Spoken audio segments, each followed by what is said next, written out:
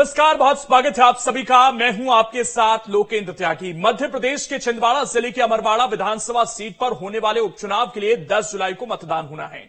छिंदवाड़ा प्रदेश के पूर्व मुख्यमंत्री कमलनाथ का गढ़ है, लेकिन हाल ही में हुए लोकसभा चुनाव में बीजेपी के विवेक बंटी साहू ने छिंदवाड़ा लोकसभा सीट से नकुल नाथ को हरा दिया था। इस सीट पर बीजेपी 45 साल बाद चुनाव जीती थी, पर अब एक बार फिर से कमलनाथ के गढ़ कहे जाने वाले छिंदवाड़ा में सियासी संग्राम की तैयारी देखने को मिल रही है। और सवाल यह है कि क्या कांग्रेस इस तैयारी में कहीं पिछड़ती हुई तो नजर नहीं आ रही। आज इसी पर करेंगे चर्चा। कुछ खास मेहमान भी जुड़ेंगे, लेकिन उससे पहले आज की रिपोर्ट आपको दिखाते हैं।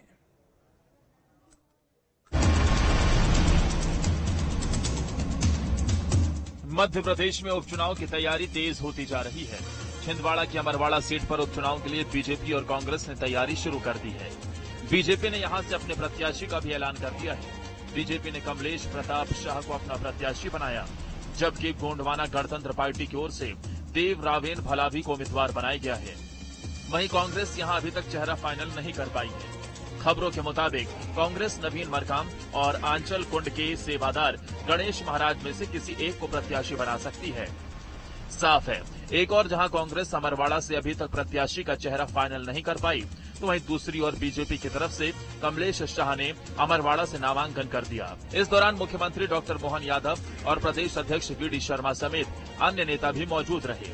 दरअसल ये वही कमलेश शाह हैं जिन्होंने अमरवाड़ा से कांग्रेस के टिकट पर चुनाव जीता था। वो कांग्रेस से 3 बार विधायक रहे, लेकिन 29 मार्च को उन्होंने बीजेपी ज्वाइन कर ली थी और कांग्रेस विधायक पद से इस्तीफा दे दिया था।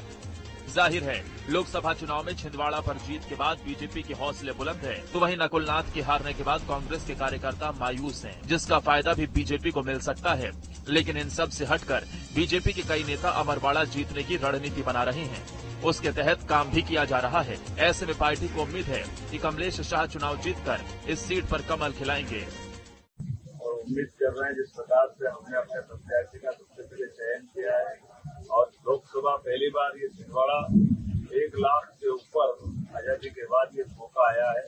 मैं छिंदवाड़ा की जनता का आभार भी मानता हूँ और ये उसमें बड़ी भूमिका हमारी अमरपाटन क्षेत्र की थी, अमरवाड़ा क्षेत्र की थी। अमरवाड़ा के सभी बंधुओं का मैं अभिनंदन भी करता हूँ और उम्मीद करता हूँ कि ये जो उपचुनाव हुआ है, कमलेश भाई हमारे साथ जुड़े हैं, इस क्षेत्र के विकास के लिए हमने संकल्प किया है कि ये किसी हालत में विकास के सारे दायरों पे जो सोचेगी जनता हम पूरा करेंगे।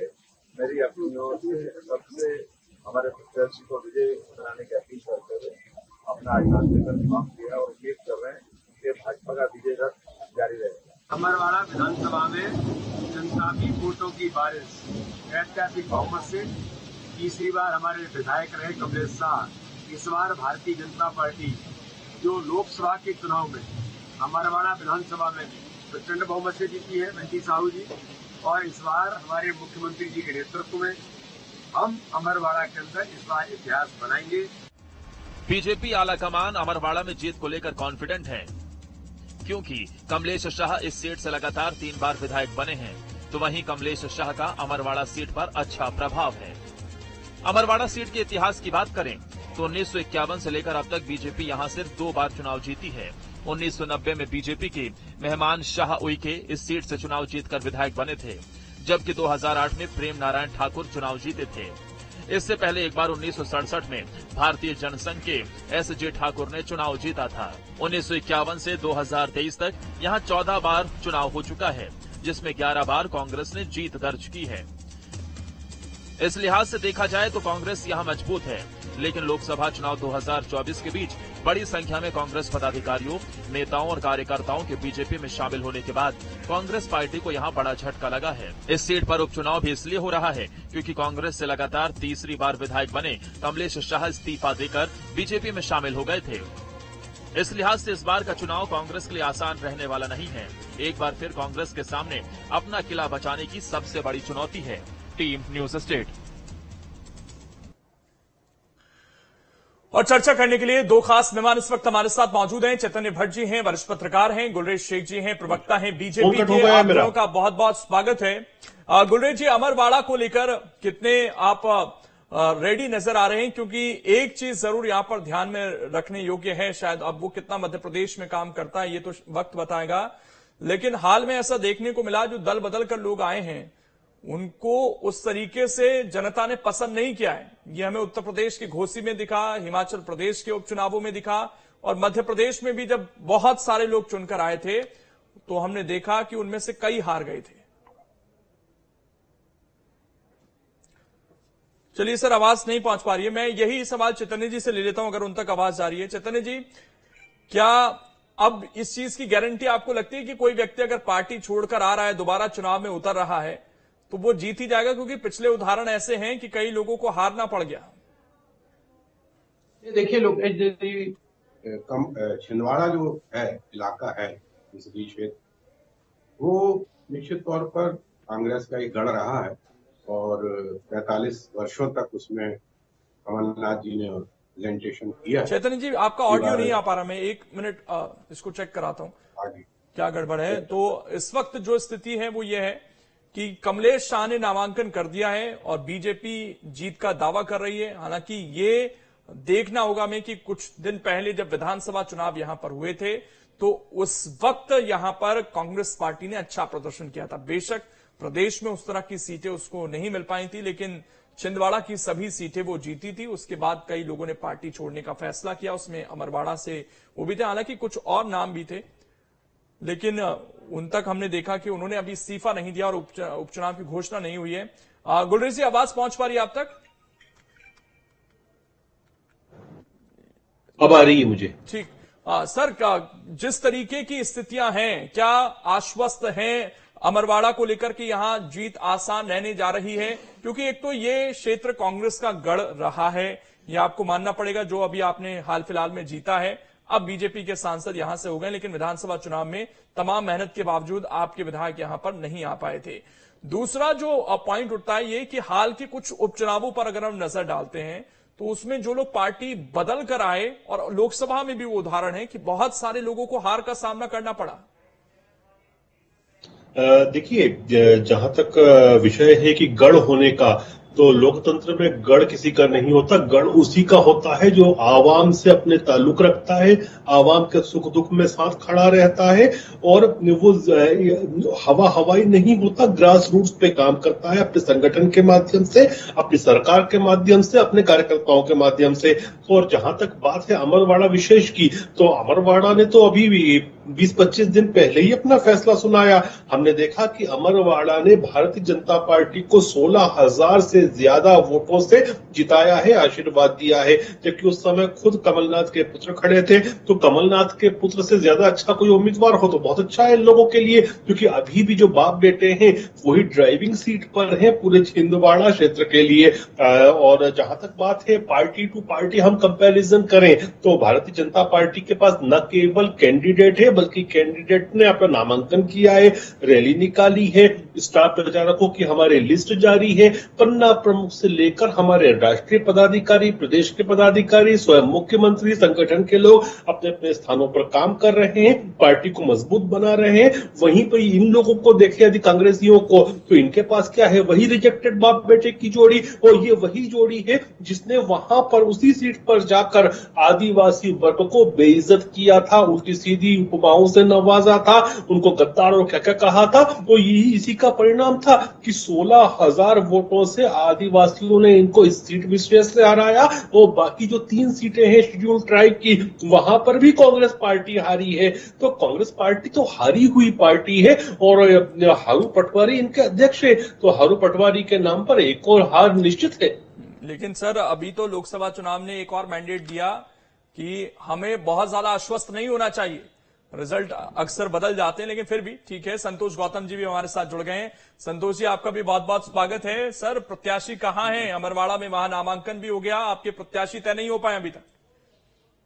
देखिए, प्रत्याशी अभी समय सीमा तो निकली नहीं है, प्रत्याशी आ जाएगा। हर पार्टी अपनी रणनीति के हिसाब से काम करती है। भारतीय जनता पार्टी ने अपना प्रत्याशी घोषित किया है, उसने अपना नामांकन दाखिल किया है। चूंकि वो कांग्रेस पार्टी से विधायक थे और अभी अभी भारतीय जनता पार्टी में गए हैं, तो कांग्रेस पार्टी अपनी रणनीति के हिसाब से मजबूत से मजबूत उम्मीदवार वहां मैदान में उतारेगी। और निश्चित रूप से ये परंपरागत सीट रही है, कमलनाथ जी हमेशा से जीतते आए हैं वहां पर। अभी एक चुनाव हारने से ये साबित नहीं हो जाता है कि कांग्रेस वहां पे खत्म हो चुकी है। कमलेश साहब भी पिछली बार जो जीते हैं वो कांग्रेस के सिंबल पर जीते हैं। तो भारतीय जनता पार्टी अभी इतनी आश्वस्त न हो जाए कि एक चुनाव हराने के बाद साम दाम दंड भेद पूरी भारतीय जनता पार्टी केंद्रीय से लेकर ब्लॉक स्तर की पार्टी को पूरा झोंक कर छिंदवाड़ा में अगर चुनाव जीत लिया गया है, कि मैं कोई इसको बहुत बड़ी विजय नहीं मानता हूं। अभी ये अमरवाड़ा के परिणाम साफ कर देंगे कि वहां किसकी मजबूत पकड़ है।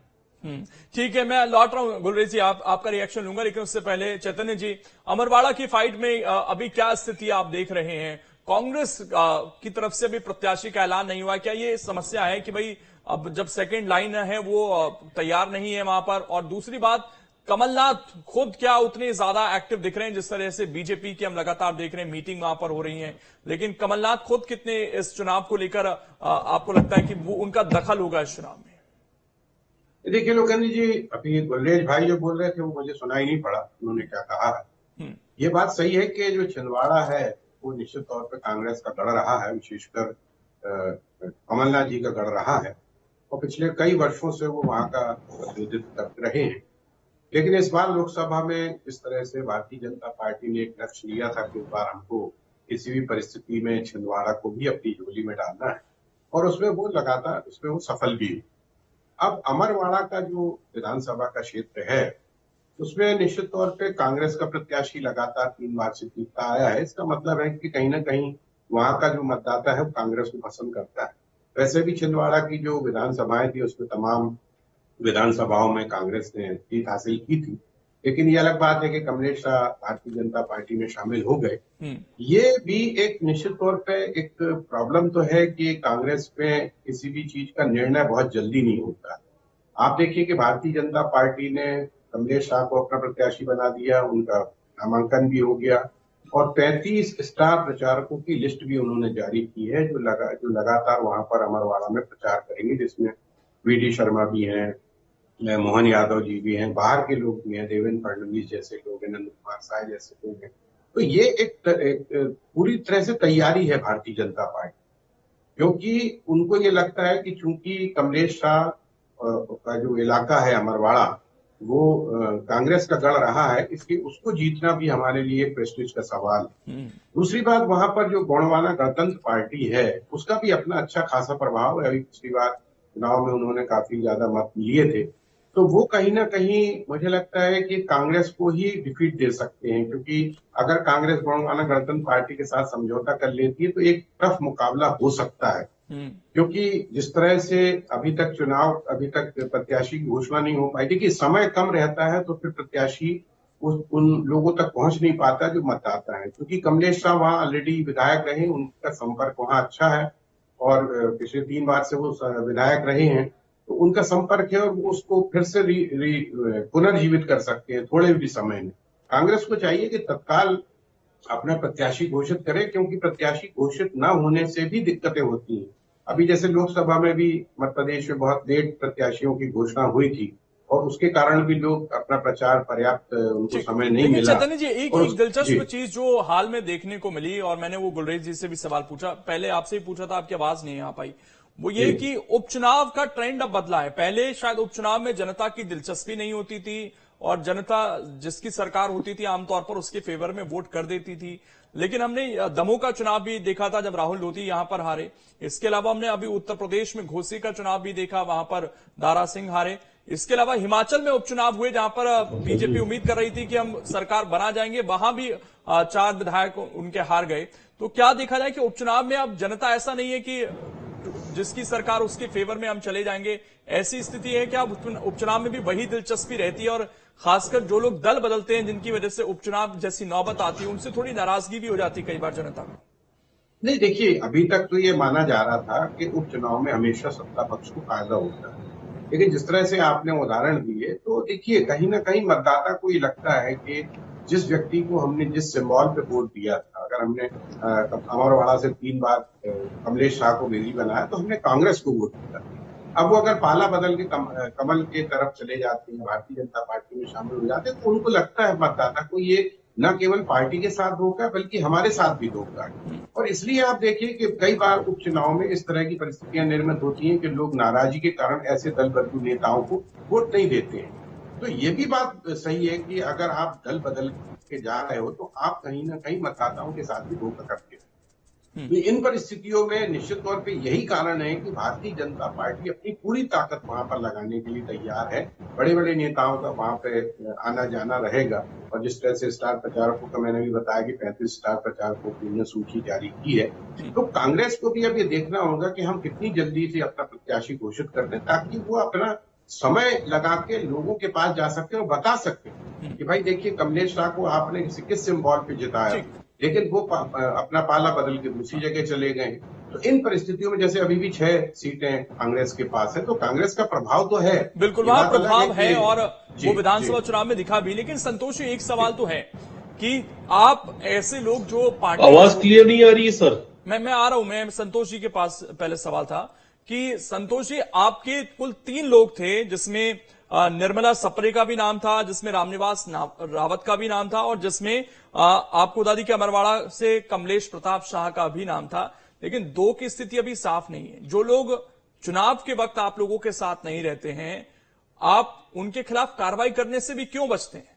क्यों नहीं पार्टी से बाहर का रास्ता दिखाते और बोलते हैं कि आप आइए उपचुनाव में आपकी सदस्यता हम रद्द कराते हैं?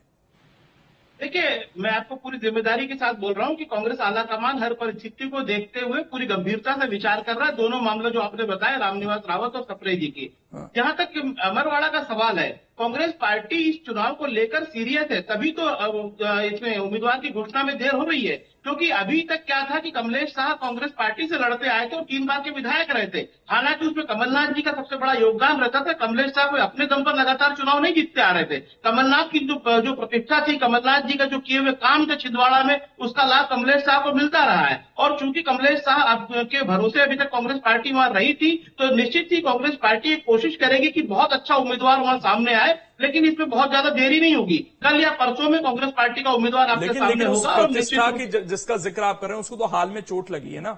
ये आप बात कहते हैं कि 5 साल बाद चलिए मौका दे दिया छिंदवाड़ा ने किसी और को, वो डिलीवर नहीं कर पाए। क्या जहनी तौर पर वो रुख बदल जाएगा इतनी जल्दी जो अभी हमने 10-20 दिन पहले देखा है?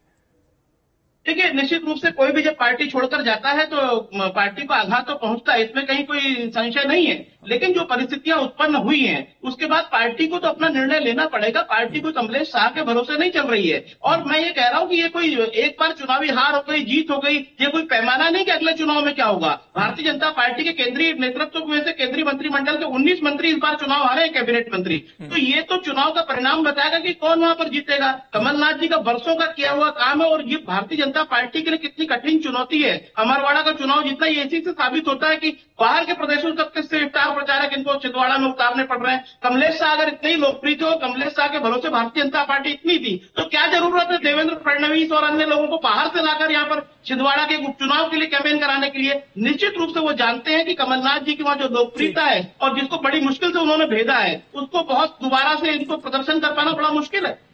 गोले जी, इस पर जवाब दीजिए कि वैसे भी ये चुनाव 3 सीटों पर होते तो ज्यादा बेहतर था।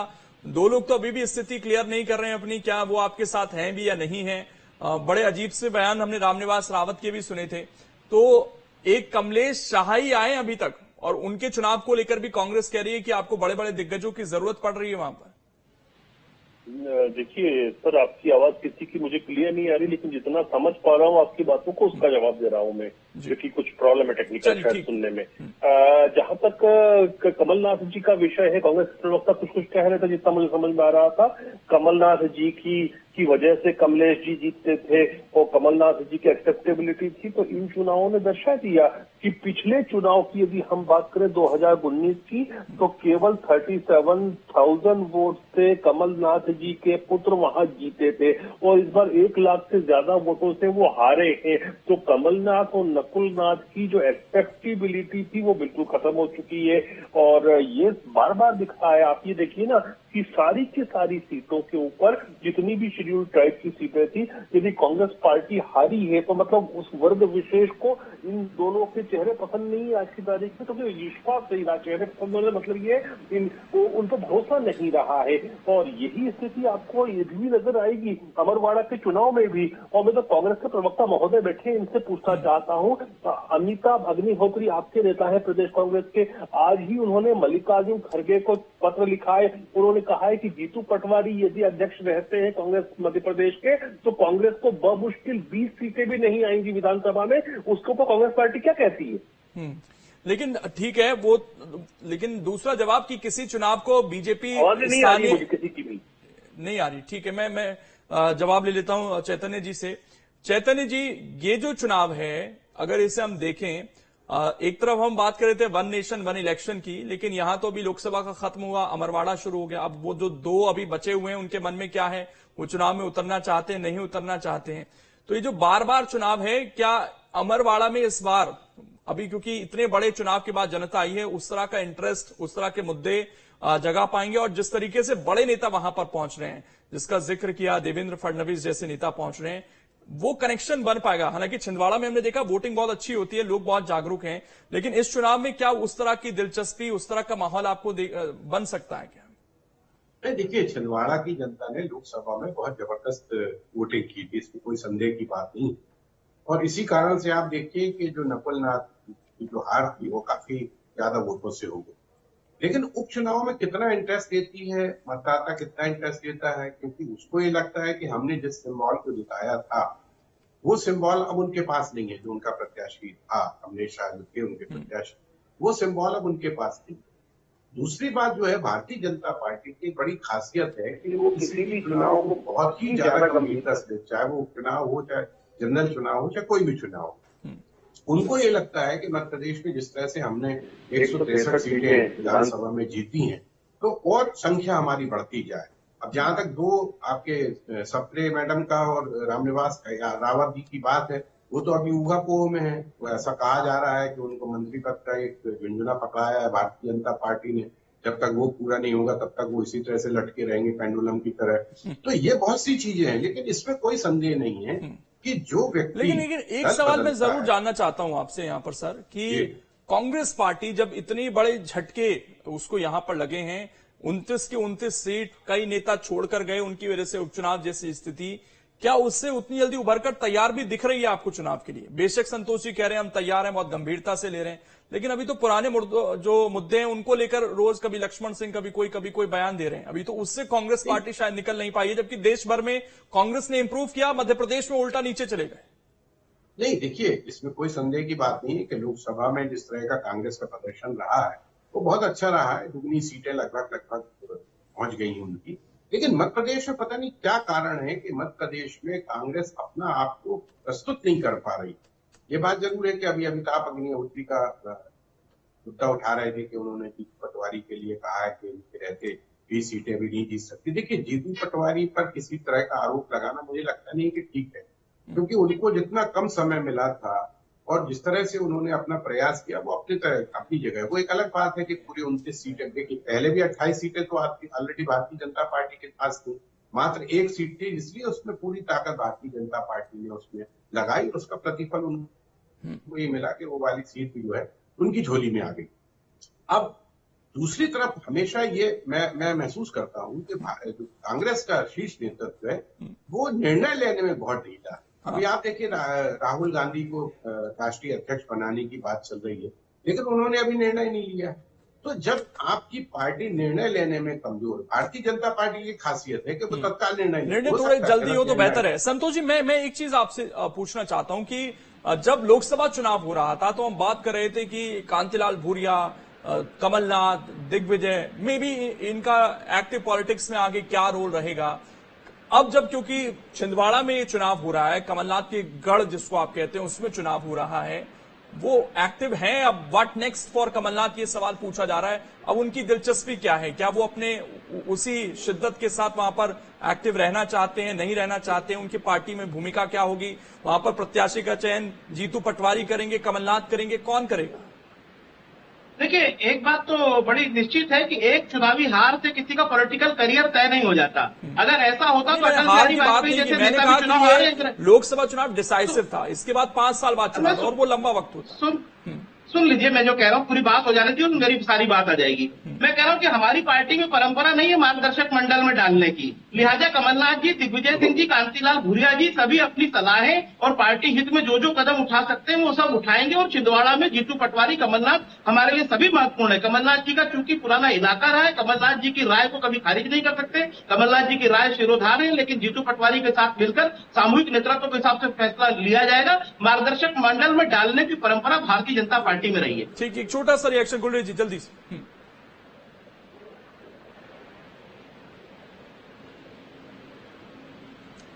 नेहरू परिवार को तो उसको टॉयलेट में रोक दिया जाता है, उसकी धोती फाड़ दी जाती है। ये चाचा केसरी के साथ आपने किया है, या फिर आपको कोई पसंद नहीं आए तो उसके मृत शरीर को कांग्रेस पार्टी के कार्यालय में भी एंटर नहीं करने दिया जाता है। ये आपकी परिपाटी है।